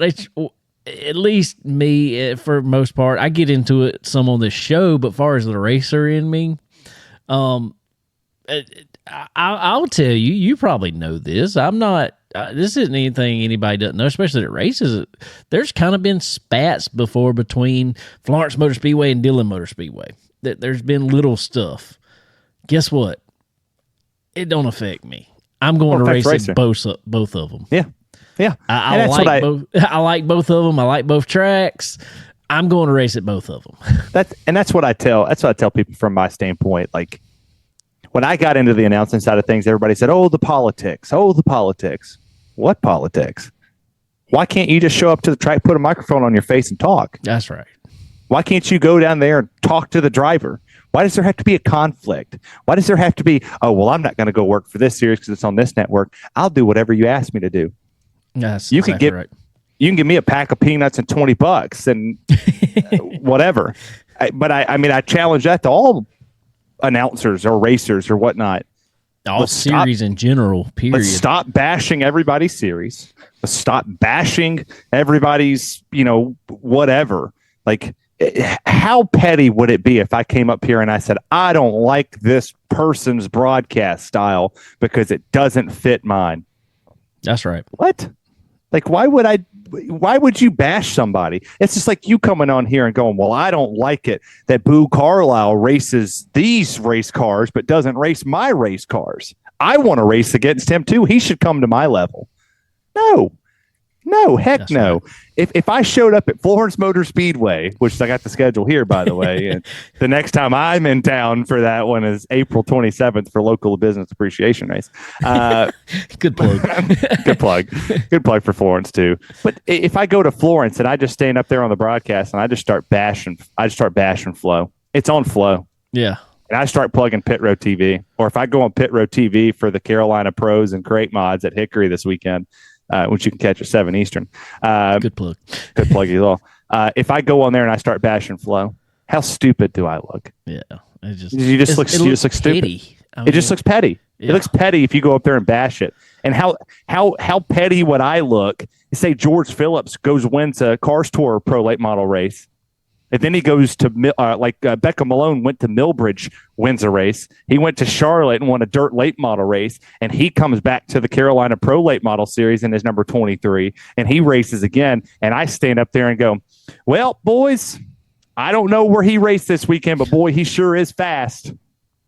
I look like an idiot. That's right. I can just tell you that, hey, George Phillips won the Carolina Pro Late Model Series Championship, but then he also won a Cars Tour race this weekend. He leads points. Then Becca Malone went over and ran the dirt late model at Charlotte, dirt track. He won. Then he went to Millbridge and won. Then he come here and he's finishing second. That's right. And that's how it should be. Just talk about everybody's series. That's right. But I want to get in a little bit before we kind of introduced this segment back a little while ago, but I want to tell everybody kind of how it came about. The last time Terry was on with us, about a month ago, I thought it might have been the last show. Very spontaneous. Yeah, very spontaneous.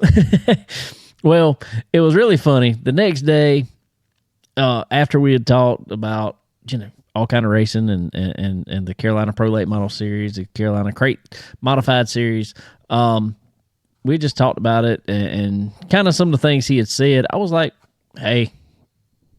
Then I just reached out to him. I was like, man, what would you think about after each of y'all series race, come on, talk about the race. Let's get the winners on. Yeah. And your response was? Hell yeah.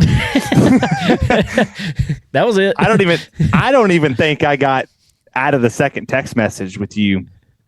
And I had the message to Keith and I said, hey, let's do this. Let's get this going. Let's put this out there. Let's do this and grow the series. This is a great way to grow the series. It doesn't matter. I mean, I think the last one we had 300-400 viewers. Oh yeah. Might have more than that. As far as on Facebook, we then on top of that, as far as the podcast itself, it lets people know it. Man, it lets people know the series, right? Exactly. People might not know what the Carolina Pro Late Models or the Crate Modified Series is, and I'm sorry. I'm sorry if you don't know it because you're missing out. That's right. But they're gonna know. They're gonna know. I'm going to let you know. How you can watch it, how you can see it. We're exclusive to Pit Road TV. There's certain races that will be on Flow. For the Crate Modified side of things, when we're with the Smart Tour, you could find all of our socials at Carolina Pro Late Model / Crate Modified Series on Facebook, at CPM LMS09 on X. That one took a minute. To get out, right? But that's just a great series. It just once you meet Keith and Wendy, the moment you meet Devin and Hannah, the moment you meet all of our staff, you meet the people that come out here and officiate these races, and just, I'm almost going to cry because they do such a great job. They do everything phenomenally. It doesn't matter what track we're at. Doesn't matter if we're the first show, the last show. They're putting it on. It's always good. It's always something to watch. It's something to entertain. And man, I just love the series. I came back for season 2 for myself. Because I just don't want to leave them. We got big things cooking. That's right. We might break an announcement here in a few weeks. Ooh, if we can, we might break some news here if Keith lets me. We might break a sponsor news. We might break some dates to be revealed for more races. We might even break news of a big special event we're running. We'll have some fun here on the podcast. Hey, we're gonna have to get them on too. Yeah, we will. Well, Keith's got a good voice. Don't let Keith fool you. Keith announced as well. He's got the voice. I like it.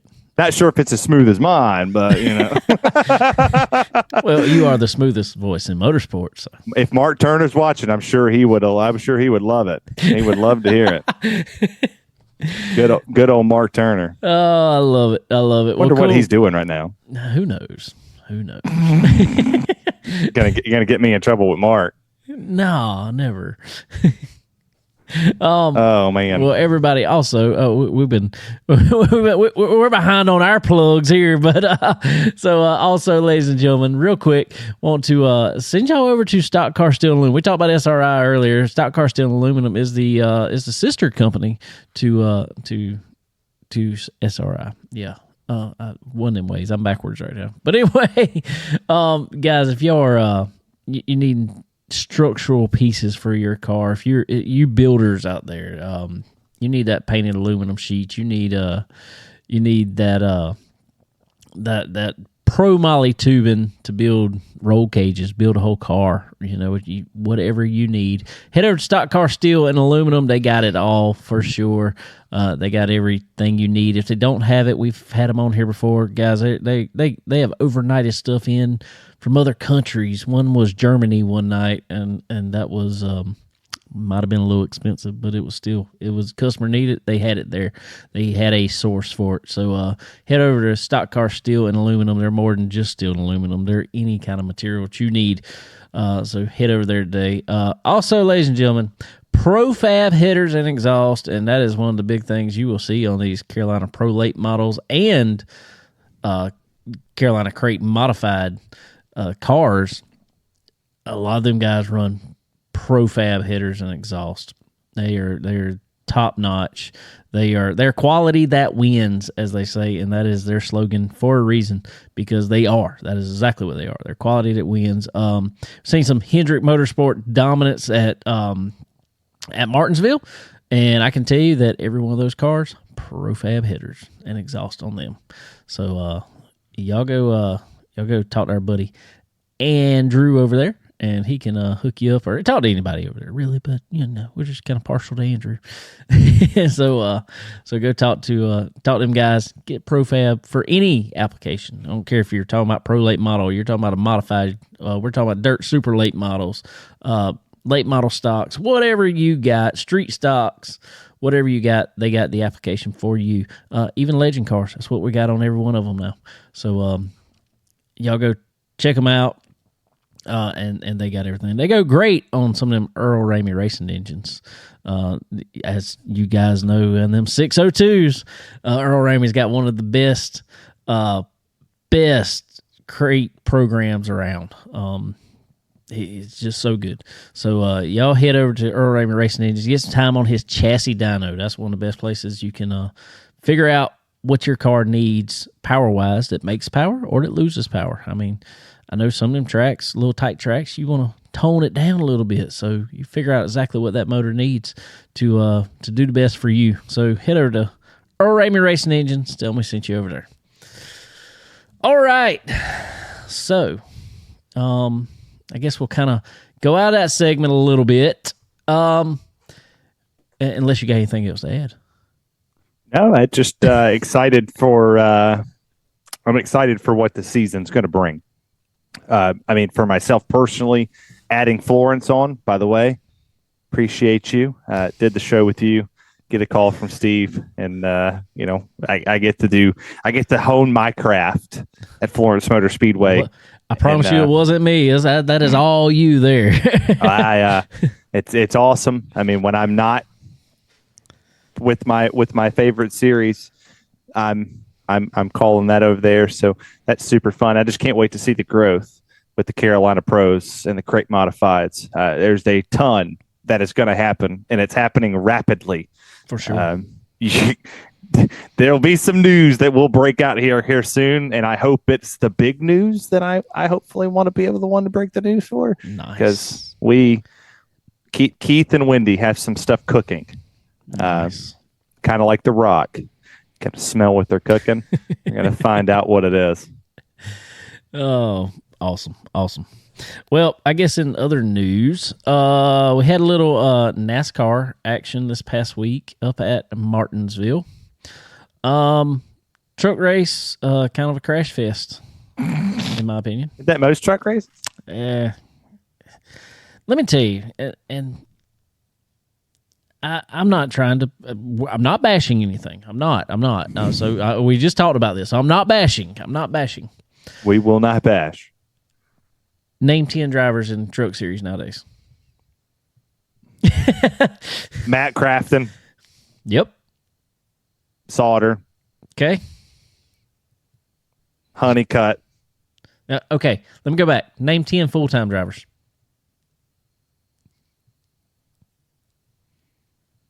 My point exactly. I couldn't tell you. My point exactly. I also don't watch the Truck Series. I know that. But back in the day, everybody watched damn Truck Series. Everybody watched it.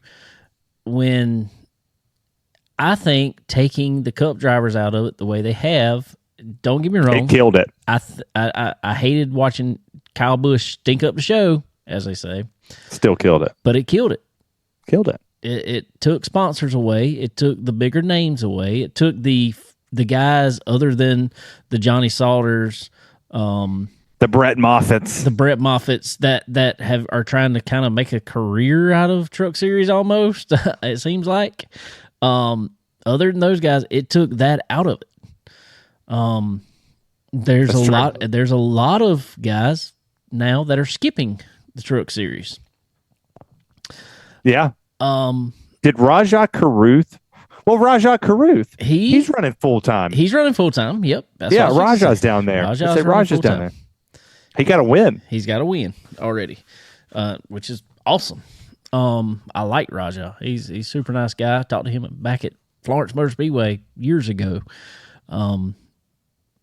But what I'm saying is just I don't know. I don't think the names are there, and I may make some people mad with this, but I don't think the talent level is there anymore.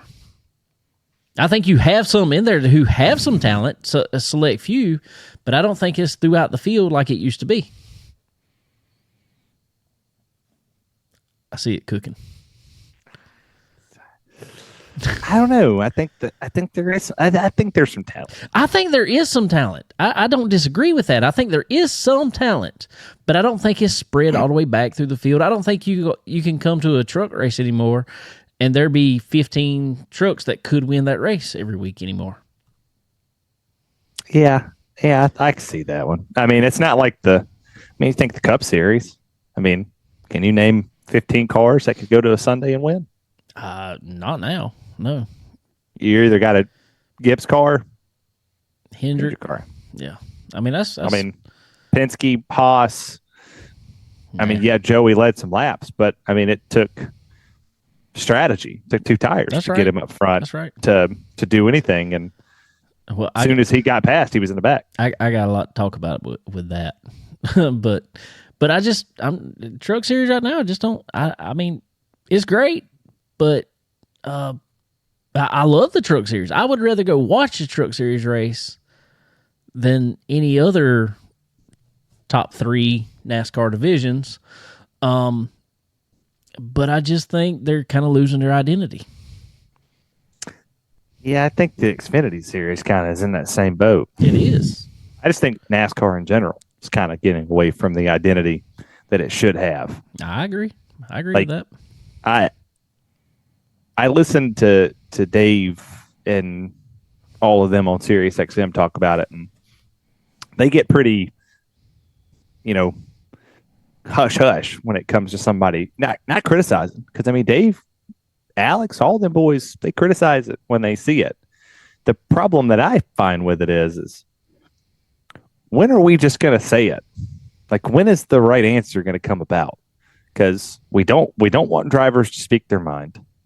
We don't want drivers bashing something. We don't want drivers, getting out of line. We don't We don't penalize a restart that should have been penalized. We get Yeah. the crew chief jumps out there and says, well, if you penalize the 11 for jumping the restart, you penalize the 19, the 22, and the 5. Well, if Denny didn't jump because they laid back, they wouldn't go. Yeah. But like, if you penalize, I get it. You don't want the 7th place car to get the win. He ran 7th all race. Like, I get it. But is the rule you could do it on the last lap? Is the rule you can do it here? Where was the caution? Like, why wasn't there a caution at Martinsville on the last lap? That's right. They called it. There was wrecking 2 or wrecking 4. Where was caution? Where was the replay? Nobody saw it. SiriusXM called it. Radio does a great job at it. TV lately is not doing. You could hear Dave Moody. He said, "Oh, trouble," and he talked. He said, Austin Cedric was up there in the wall. Yep. 3 cars went around. They scurried off. That's right. I didn't see that. TV's not doing a great job. That was just like this restart at Richmond is like. Did we even see the restart? Way after. We saw a replay. After somebody got out of the car, after Martin said he jumped the restart, we looked at the restart. Yeah. But we didn't see the restart. We saw the back half of the field. I don't give a shit about the back half of the field. I agree. I don't care. I want to see the leaders restart. I want to see Denny jump the line. And he did. I don't know what our deal is with that. Let me tell you, this is crazy, and I can't remember the website, but it's basically just this website that has these random outdoor cameras just scattered around the United States people put up. There's some down here at Myrtle Beach, just on the boardwalk. Well, there happens to be one at Bristol. I watched the Bristol race on there and listened to the radio because it was just like you were sitting in the stands watching. I'm not big on this zooming in on one car and trying to see the driver inside the car. I want to see it like I see it from the stands personally. Yeah. I don't get all that stuff. I mean, I'm not the TV guy. I don't understand it. So I wouldn't mind working TV one day. Aspirations to work for the radio. There you go. You can learn more. You speak more elegantly. You speak more fluidly. Radio is where I want to be. That's right. Personally, in my career, that's where I want to go. I want to work next to, you think Winston Kelly, you think Barney Hall, you think Eli Gold. TV, you think Mike Joy. Yeah. There'll never be another Mike Joy. No. There'll never be another Alan Beswick. No, definitely not. All those people I named. Like, why have y'all not got Alan Beswick back? Yeah. All those people I named off on the radio, giants. Yes. Legends. Never in a million years will anybody touch Striegel, Moody, Hayden, Kelly, Gold. They're island of their own. That's right. They're on the Mount Rushmore of radio talks. For sure. Mike Joy, Alan Beswick, Dr. Jerry Punch. Yeah, that's definitely one. I mean, I'd even put Alex Hayden. Oh, yeah. Or not Alex Hayden, but Adam Alexander. Oh, Adam Alexander. Yeah. He's out there. He's a race fan, too, because I'm going to tell you, I stood by him at Charlotte Roval, the first one. He was just down there walking around, and we started talking about it, and he was so into it. And that's what you need. It's what we need in a sport more. We need more racers. There's a lot of people that are out here just for the glory, out here for the fame, out here for money. That's right. If you're doing this for money, go away. Yes. And I'm saying that as a man. I'm not saying it as an announcer. I'm saying it as a man. Go away. That's right. You might have the talent, but if you don't have the fire and the passion to do this, please exit stage left. Please go away, because you are part of what's killing the sport. That's right. Well, getting back to the race real quick before we go too far, I want to go to the Xfinity real quick. How about Eric Almirola coming back? Good run. Winning the race. Yeah, he did. And then probably the next notable, in my opinion, third place, Carson Kvapil. Yes. That says a lot about late model racing, I guess. Yes, I think a lot of people need to take notice of the Bubba Pollards, Yes, for Carson sure. Quaffles. They slept on Josh Berry, Oh yeah, for way too long. and Josh Berry, went and did his thing. They're not going to sleep on late model stock car drivers anymore. I don't think they're going to do that anymore. Well, I think Kyle Larson kind of brought along the whole dirt driver craze, I guess we'll say. And everybody now we're in the late model stock phase. Yes, and now we are, and I think that's exactly what I think that's what happened to Josh Berry. Really, I think Josh Berry might have got a chance earlier, but there were so many. We're too focused on dirt. That's exactly what it was. And I mean, rightfully so. When you have a talent like Kyle Larson coming along, they're looking for the next one, and it's like, well, we got to look here, But how many times do you find the next Kyle Larson at the local dirt track? You're not.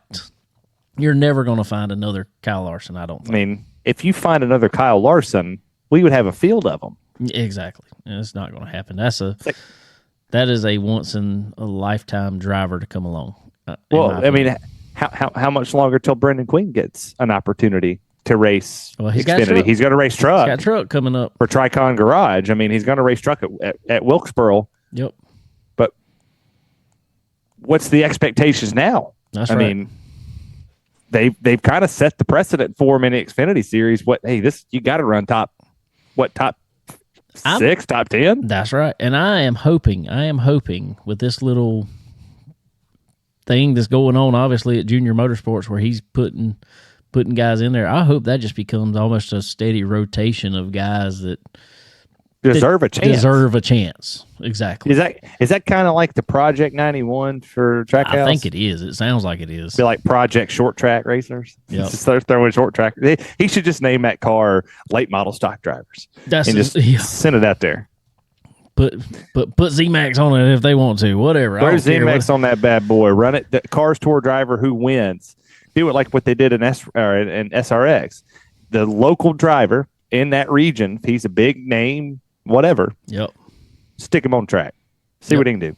Yep, for sure. Okay, so now what I want to get to, though, Cup race.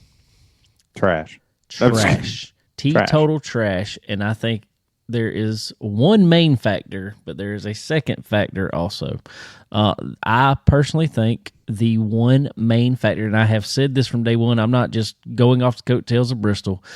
I have said this from day one, tire is too wide. Too much contact patch on the ground. And on top of that, it doesn't wear out. That is the Bristol biggest thing. Bristol it did, but that was a complete accident. They didn't want that to happen. They didn't aim for that to happen. That just happened, and they don't even know why it happened. They probably do, but they're not ever going to tell because they were like, well, we can't recreate it. Sorry. Then they're going to want it to happen. Yeah, exactly.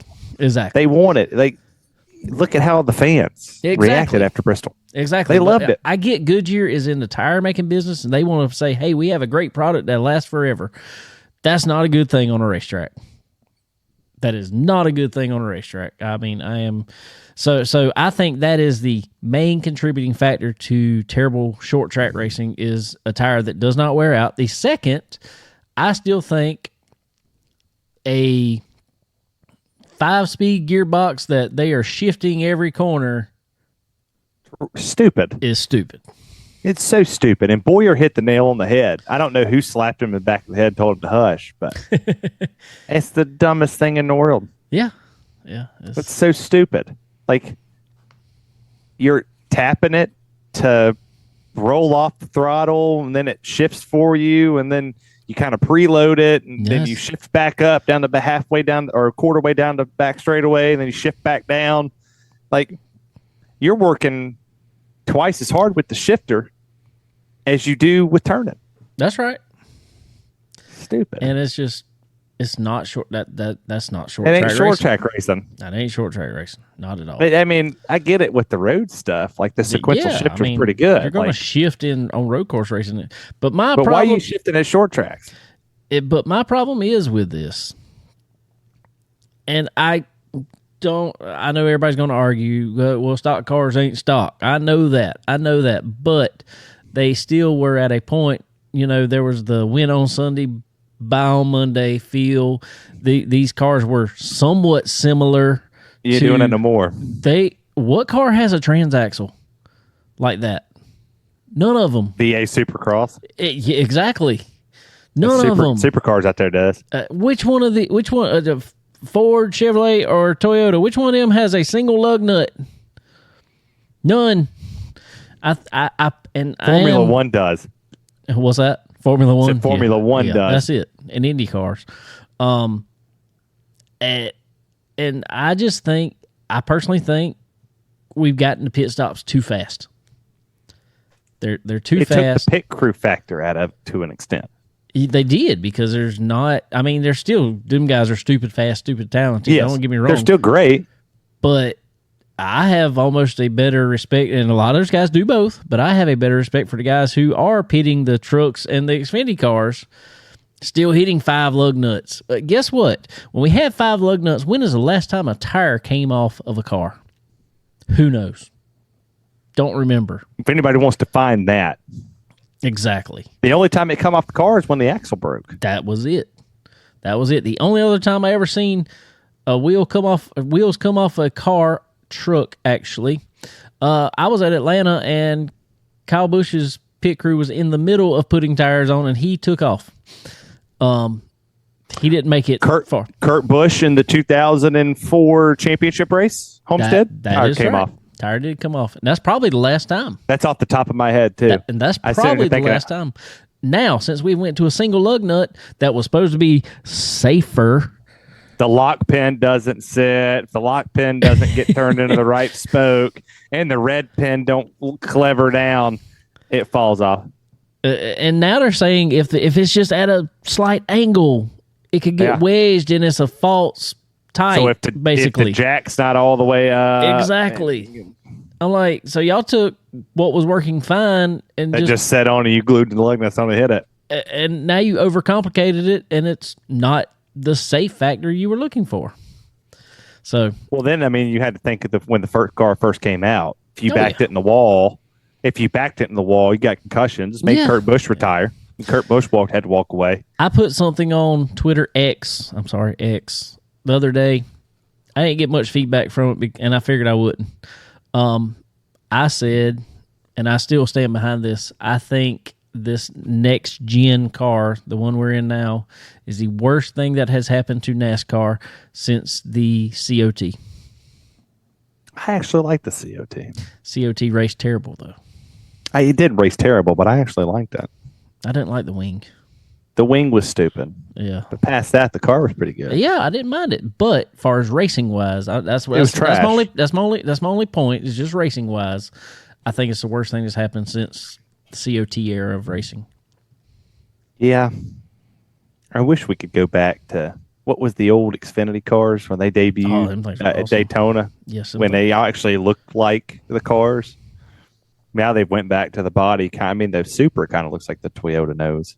Yeah, kind of. I don't know. I don't know. Yeah. Well, I think the wife wants me to go eat supper. It's time. It's time to quit our ranting and raving. Been on here long enough. Well, man, I sure appreciate you jumping on here with us again. I'm here for you. I'm glad you are. But I got to say real quick, Connor's not here because Connor is getting fitted for his RevMax Racing Apparel suit. Yeah. Which is one of our great affiliates here. So head over to RevMax Racing Apparel, guys, and they can fit you up for a suit too. If you need this multi-layer SFI rated stuff, they got that. Or if you're just in karting, need single layer nice stuff, go check them out. RevMax Racing on Facebook, Instagram, all that good stuff. Also, Dixie Made right here in Florence, South Carolina. Come on down. Some of the best brands that everybody wants. The Southern Fried Cotton, Simply Southerns, everything else that everybody wants. Y'all come on down to Dixie Made right here in Florence, South Carolina. Also, MPM Marketing, marketwithmpm.com. If you're new in this sport or been in it a while but want to move on. You got to have a great marketing team behind you. Go check out MPM Marketing. Get with Tanya and see what she's got for you. Also, Fresh Chef. If you are up in the Race City area of North Carolina, go check out Fresh Chef. They are, it's just awesome food. That's all I'm gonna say. It's just awesome food. So y'all go check it out. And everybody else. Appreciate all y'all hanging out with us tonight. Appreciate Terry jumping on here again with us. Also, Carolina Pro Late Model Series and the Carolina Crate Modified Series. Glad to have them on board now. Saturday night, April 13th, pitrow.tv. Get your subscription. Catch it all live right there. I'm going to be at, well, I don't know if I'm going to be at Florence Motor Speedway, but it is double day at Florence Motor Speedway this week. It is. It is actually, Saturday will be my anniversary. Mine and my wife's anniversary. Don't do it. Don't race. Well, we got a lot of stuff going on the race car too. So I don't know if I'm going to make it this weekend. I would not race. If you value your life, racing is not for you this weekend. Probably not. So we're going to get the car straight here in the next couple of weeks. We got a bunch to do to it. Got some new parts put on it. All that fun stuff. Just real quick, I was at Dillon this past week. Something was funky in the car all day. All of a sudden, like I said, we had pieces of gear coming out of it. And so we did still finish third in the second race. So I got a straightaway interview, and you weren't there. So I always do it when I ain't there. You and Boo Boo, you and Ross Boo Boo Dalton don't like to win or be at podiums when I'm at the racetrack. Not Boo Boo. Neither one of y'all don't do it. That's fine. All right, man. Well, I greatly appreciate you again. Appreciate everybody hanging out. Y'all come check us out next time. We'll be back here, same time, same place next week. Appreciate y'all. Have a good one.